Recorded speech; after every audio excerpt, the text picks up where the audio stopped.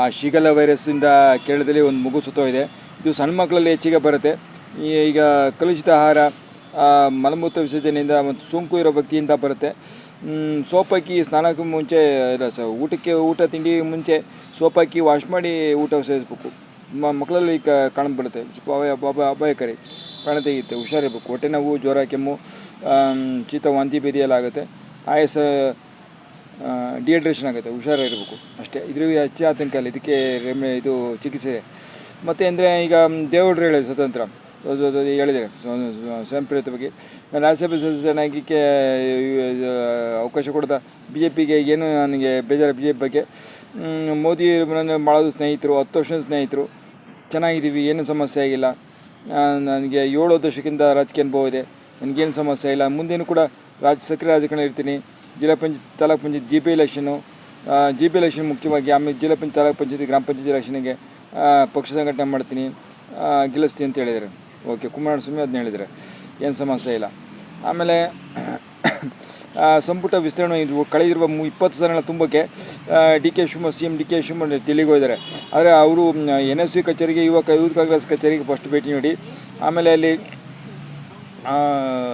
ರಾತ್ರಿ IFS IAS ಅಧಿಕಾರಿಗಳ ಸಭೆಯಲ್ಲಿ ಭಾಗವಹಿಸಿ ನಂತರ ಬೆಳಿಗ್ಗೆ ಅವರು ಹೈಕಮಾಂಡ್ AC ಕಚೇರಿಗೆ ಹೋಗಿ ಅಲ್ಲಿ ಸಂಪುಟ ವಿಸ್ತರಣೆ ಬಗ್ಗೆ ಮಾತುಕತೆ ಮಾಡ್ತಾರೆ. DCM ಪರಮೇಶ್ವರ್ ಹೋಗಿದ್ದಾರೆ. ಏನು ಮಾಡಬೇಕು ಅಂತ ಜಾತಿವಾರ ಪದದಿಂದ ಪ್ರಾದೇಶಿಕ ಪದನ ಈ ರೀತಿನ ಎಲ್ಲದನ್ನೂ ಆಧರಿಸಿ ಯಾರಿಗೆ ಕೊಡಬೇಕು ಸಚಿವ ಸ್ಥಾನ 20 ಸ್ಥಾನ ಅಂತ ನೋಡಿ ಯೋಚನೆ ಮಾಡಿದ್ದಾರೆ. ಆದರೆ ಮಾಧ್ಯಮದ ವರದಿಯಲ್ಲಿ ತಪ್ಪು ಹೇಳ್ತೇವೆ. ಎಂದರೆ ಹೊಸಬ್ರು ಅಂತ ಮಧ್ಯಪ್ರದೇಶ ಶಾಸಕರಿದ್ದರೆ ಯಾರಿಗೋ ಸಚಿವ ಸ್ಥಾನ ಸಿಗೋಲ್ಲ 100%. ಅವ್ರು ನಿಗಮದಲ್ಲಿ ಸಿಕ್ಕಿದರೆ ಹೆಚ್ಚು. ಹೊಸಬ್ರಿಗೆ ನಿಗಮದಲ್ಲಿ ಸಿಕ್ಕಿದ್ರೆ ಹೆಚ್ಚು ಅಷ್ಟೇ. ಅದಕ್ಕೂ ಕೊಡೋಕ್ಕೂ ವಿರೋಧ ಪಡಿಸ್ಬೋದು. ಏಕೆಂದರೆ 136 ಶಾಸಕರಿದ್ದಾರೆ ಕಾಂಗ್ರೆಸ್ನಲ್ಲಿ. ಈಗ 13 ಜನ ತಗೊಂಡಿದ್ದಾರೆ, 14 ಜನ. ಈಗ ಎಲ್ಲರಿಗೂ ಸಚಿವ ಸ್ಥಾನ ಸಿಗೋದು ಕಷ್ಟ ಇದೆ. ಸೊ ಮೊದಲ ಬಾರಿ ಶಾಸಕರಾದ್ರಿಗೆ ಸಿಗೋಲ್ಲ ಸಚಿವ ಸ್ಥಾನ. ಒಂದಿಷ್ಟು ಜನ ನಿಗಮಗಳಿಗೆ ಆಯ್ಕೆ ಆಗ್ಬೋದು ಅಷ್ಟೇ. ಮೊದಲ ಬಾರಿ ಶಾಸಕರು ಕೆಲವು ಉತ್ಸಾಹ ಉತ್ಸುಕರಾಗಿದ್ದಾರೆ. ಇದಕ್ಕೆ ಎಲ್ಲರೂ ಕೊಡೋಲ್ಲ. ಈ ರೀತಿ ನೋಡಿಸಿ ಅವರು ನೈತೆ ಅಂದರೆ 4 ರಿಂದ 5 ಬಾರಿ ಗೆದ್ದವ್ರಿಗೆ 5 ರಿಂದ 4 ರಿಂದ 5 ಬಾರಿ ಕೊಡಲೇಬೇಕು ಸಚಿವ.